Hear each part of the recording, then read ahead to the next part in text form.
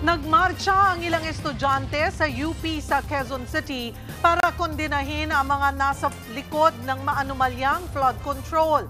Pareho daw na dapat managot sina Pangulong Bongbong Marcos at Vice President Sara Duterte.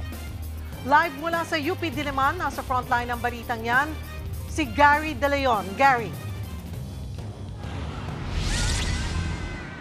Cheryl, nasa 100 estudyante ngayon nagmarcha sa UP Diliman kanina at bahagi ito ng selebrasyon ng International Students' Day.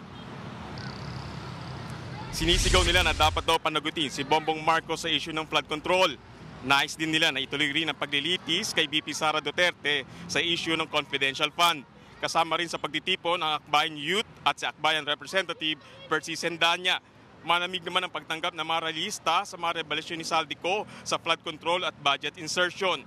Panawagan nila kay Ko umuwi muna ng bansa at patunayan ang kanyang mga akusasyon.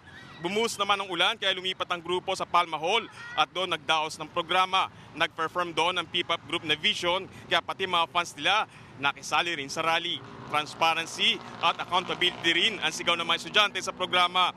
Suportado rin nila ang mga nagaganap na kilos protesta ngayon. Pero iba raw ang prinsipyo nila, dapat daw parehong makulong dahil sa katiwalian ang Presidente at VP Presidente. Nagdaos naman ang press conference ng grupong Bagong Alyansang Makabayan o Bayan. Pinananawagan nila ang sabayang pag-resign ni Pangulong Bongbong Marcos at Vice President Sara Duterte. Ang mungkahin nila ay maglagay ng People's Transition Council para matiyak daw na mawawalang korupsyon sa gobyerno. Cheryl, pasado nga alas 5 ng hapon kanina nang matapos yung programa at nag-uwian na rin yung mga estudyante rito sa UP. Cheryl. Maraming salamat, Gary De Leon. Mga kapatid, Cheryl Cosing po.